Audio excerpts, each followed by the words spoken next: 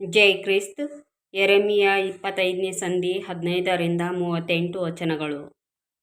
ಯೆಹೋವನು ಸಕಲ ಜನಾಂಗಗಳಿಗೂ ವಿಧಿಸುವ ದುರ್ಗತಿ. ಇಸ್ರಾಯೇಲರ ದೇವರಾದ ಯೆಹೋವನು ನನಗೆ ರೋಷರೂಪ ಮದ್ಯದ ಈ ಪಾತ್ರೆಯನ್ನು ನೀನು ನನ್ನ ಕೈಯಿಂದ ತೆಗೆದುಕೊಂಡು ಯಾವ ಜನಾಂಗಗಳ ಬಳಿಗೆ ನಿನ್ನನ್ನು ಕಳುಹಿಸುತ್ತೇನೋ ಆ ಸಕಲ ಜನಾಂಗಗಳು ಇದರಲ್ಲಿ ಕುಡಿಯುವಂತೆ ಮಾಡು.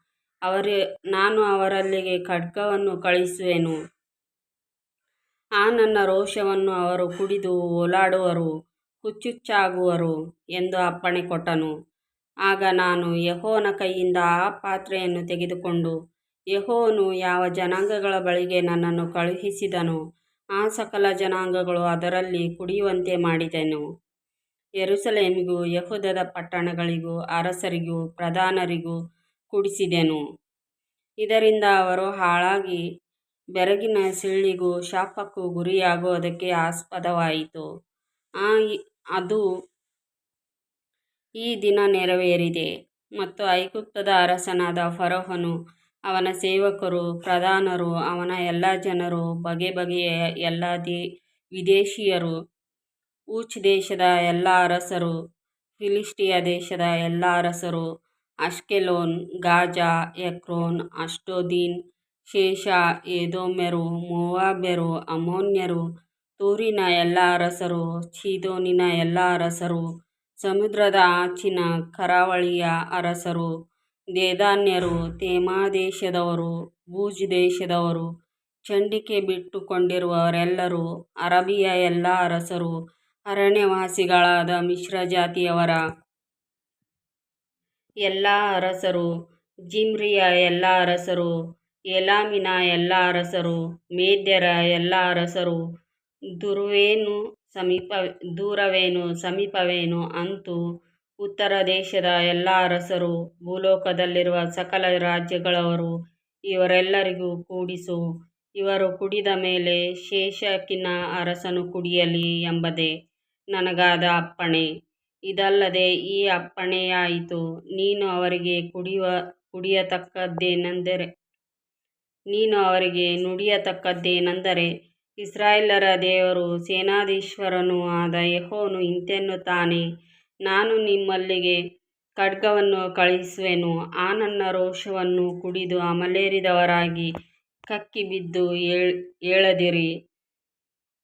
ಅವರು ಒಂದು ವೇಳೆ ಪಾತ್ರೆಯನ್ನು ನಿನ್ನ ಕೈಯಿಂದ ತೆಗೆದುಕೊಳ್ಳಲಿಕ್ಕೂ ಕುಡಿಯಲಿಕ್ಕೂ ಒಲ್ಲದಿದ್ದರೆ ನೀನು ಅವರಿಗೆ ಹೀಗೆ ಹೇಳು, ಸೇನಾಧೀಶ್ವರನಾದ ಯೆಹೋವನು ಇಂತೆನ್ನುತ್ತಾನೆ, ನೀವು ಕುಡಿಯಲೇಬೇಕು. ಇಗೋ, ನನ್ನ ಹೆಸರುಗೊಂಡಿರುವ ಪಟ್ಟಣದಲ್ಲಿ ಬಾಧಿಸಲು ಪ್ರಾರಂಭಿಸುತ್ತೇನೆ. ನೀವು ಆ ದಂಡನೆಗೆ ತಪ್ಪಿಸಿಕೊಂಡಿರೋ ಆಗುವುದೇ ಇಲ್ಲ.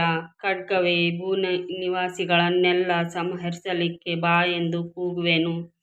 ಇದು ಸೇನಾಧೀಶ್ವರನಾದ ಯೆಹೋವನೆಂಬ ನನ್ನ ನುಡಿ. ಇಂತಿರಲು ನೀನು ಪ್ರವಾದಿಸುತ್ತಾ ಈ ಮಾತುಗಳನ್ನೆಲ್ಲ ಅವರಿಗೆ ಹೇಳು. ಯೆಹೋವನು ಉನ್ನತ ಲೋಕದಿಂದ ಗರ್ಜಿಸುವನು, ತನ್ನ ಘನನಿವಾಸದಿಂದ ದಣಿಗೈಯುವನು. ಆತನು ಗಟ್ಟಿಯಾಗಿ ಗರ್ಜಿಸಿ ತನ್ನ ಹುಲ್ಗಾವಲಿನ ಮಂದೆಯನ್ನು ಬೆದರಿಸುವನು. ದ್ರಾಕ್ಷಿಯ ಹಣ್ಣನ್ನು ತುಳಿಯುವವರು ಕೂಗಾಡುವಂತೆ ಭೂನಿವಾಸಿಗಳೆಲ್ಲರಿಗೂ ಭಯಂಕರನಾಗಿ ಕೂಗುವನು. ಶಬ್ದವು ಭೂಮಿಯ ಕಟ್ಟಕಡೆಯವರೆಗೆ ವ್ಯಾಪಿಸುವುದು. ಯೆಹೋವನಿಗೂ ಜನಾಂಗಗಳಿಗೂ ವ್ಯಾಜ್ಯವುಂಟಷ್ಟೆ. ನರಜನ್ಮದವರೆಲ್ಲರ ಸಂಗಡ ನ್ಯಾಯಕ್ಕೆ ನಿಲ್ಲುವನು, ದುಷ್ಟರನ್ನು ಖಡ್ಗಕ್ಕೆ ಗುರಿಮಾಡುವನು. ಇದು ಯೆಹೋವನ ನುಡಿ. ಸೇನಾಧೀಶ್ವರನಾದ ಯೆಹೋವನು ಇಂತೆನ್ನುತ್ತಾನೆ, ಆಹಾ, ಕೇಡು ಜನಾಂಗದಿಂದ ಜನಾಂಗಕ್ಕೆ ಹರಡುವುದು. ದೊಡ್ಡ ಬಿರುಗಾಳಿಯು ಲೋಕದ ಕಟ್ಟಕಡೆಯಿಂದ ಎದ್ದು ಬರುವುದು. ಆ ದಿನದಲ್ಲಿ ಯೆಹೋವನಿಂದ ಹತರಾದವರು ಲೋಕದ ಒಂದು ಕಡೆಯಿಂದ ಇನ್ನೊಂದು ಕಡೆಯವರೆಗೂ ಬಿದ್ದಿರುವರು. ಅವರಿಗಾಗಿ ಯಾರೂ ಗೋಳಾಡರು, ಅವರನ್ನು ಯಾರೂ ಒಟ್ಟುಗೂಡಿಸರು, ಯಾರೂ ಹೂಣಿಡರು. ಭೂಮಿಯ ಮೇಲೆ ಗೊಬ್ಬರವಾಗುವರು. ಕುರುಬರೇ, ಅರಚಿ ಗೋಳಾಡಿರಿ. ಮಂದೆಯಲ್ಲಿನ ಹಿರಿಯ ಮಣಿಗಳೇ, ಬೂದಿಯಲ್ಲಿ ಬಿದ್ದು ಹೊರಳಾಡಿರಿ. ನಿಮ್ಮನ್ನು ವಧಿಸುವ ಕಾಲವು ತುಂಬಿದೆ. ನಾನು ನಿಮ್ಮನ್ನು ಭಂಗಪಡಿಸುವೆನು. ನೀವು ಬಿದ್ದುಹೋದ ಅಂದವಾದ ಪಾತ್ರೆಯಂತೆ ಚೂರು ಚೂರಾಗುವಿರಿ. ಕುರುಬರು ಓಡಿ ಹೋಗುವುದಕ್ಕೆ ಮಾರ್ಗವು ಸಿಕ್ಕದು. ಮಂದೆಯ ಹಿರಿಯ ಮಣಿಗಳು ತಪ್ಪಿಸಿಕೊಳ್ಳುವುದಕ್ಕೆ ಆಸ್ಪದ ದೊರೆಯದು. ಆಹಾ, ಕುರುಬರ ಕೂಗಾಟ, ಮಂದೆಯ ಹಿರಿಮಣಿಗಳ ಅರಚಾಟ. ಯೆಹೋವನು ಆ ಹುಲ್ಗಾವಲನ್ನು ಹಾಳು ಮಾಡುತ್ತಿದ್ದಾನಲ್ಲ. ನೆಮ್ಮದಿಯ ಗೋಮಾಳಗಳು ಯೆಹೋವನ ರೋಷಾಗ್ನಿಯಿಂದ ನಿಶ್ಶಬ್ದವಾಗಿವೆ. ಆತನು ಸಿಂಹದಂತೆ ತನ್ನ ಹಕ್ಕೆಯನ್ನು ಬಿಟ್ಟು ಬಂದಿದ್ದಾನೆ. ಹಿಂಸಿಸುವ ಖಡ್ಗದಿಂದಲೂ ಆತನ ರೋಷಾಗ್ನಿಯಿಂದಲೂ ಅವರ ದೇಶವು ಬೆರಗಿಗೆ ಈಡಾಗಿದೆ. ಆಮೆನ್.